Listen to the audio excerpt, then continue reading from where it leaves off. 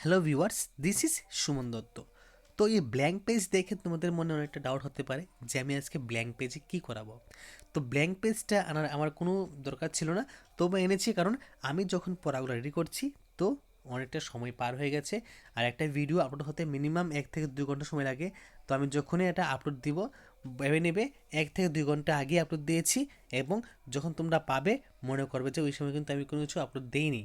তার থেকে 1 থেকে 2 ঘন্টা আগে আপলোড দিয়েছি, কারণ আমার এখানে 5G নেই, 4G দিয়ে আপলোড হয়। তো অনেকগুলো বড় এমবি থাকে, তার জন্য এখন থেকে কয়েকটা দিন ধরে ভিডিও আসতে লিড করে। তো প্রথম প্রশ্ন, এই যে আমরা এখানে পড়ছি নাগরিকত্ব, এই যে চ্যাপ্টারটা আছে, এই নাগরিকত্ব শব্দটি মূলত কোন শব্দ থেকে এসেছে?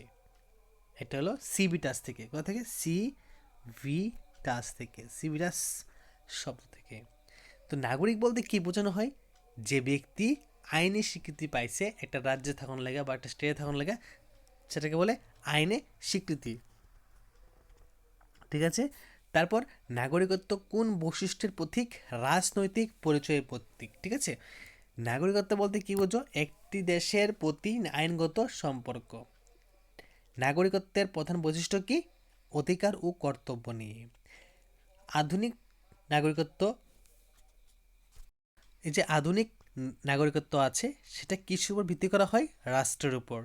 নাগরিক কোন প্রকার ধারণা দেন? রাজনৈতিক। তো নাগরিকত্বের সংজ্ঞা প্রদানকারী পণ্ডিতকে?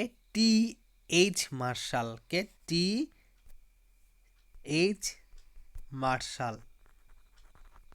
ঠিক আছে। এটা হলো নাগরিকদের যে বা নাগরিকত্বের যে সংজ্ঞা দিয়েছিল ওনার নাম, বা ওনার ওই পণ্ডিতের নাম।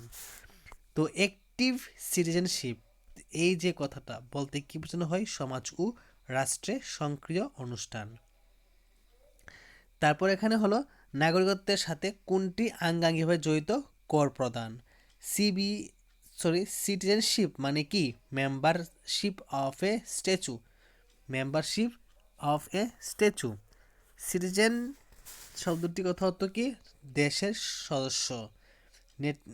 নেটিজেন শব্দ বলতে বোঝায় অভিন্ন রাজনৈতিক একক। ঠিক আছে। তো নেশন এবং স্টেটের মধ্যে পার্থক্য কি? নেশন সাংস্কৃতিক, স্টেট হলো রাজনৈতিক। ঠিক আছে, এতটুকুই পার্থক্য। ঠিক আছে।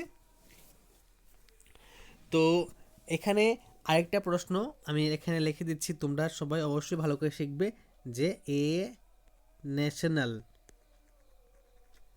এ ন্যাশনাল বা নেশন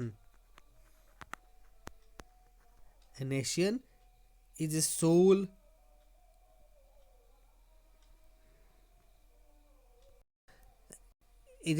ঠিক আছে। এটা হলো কি? A nation is a soul, a spiritual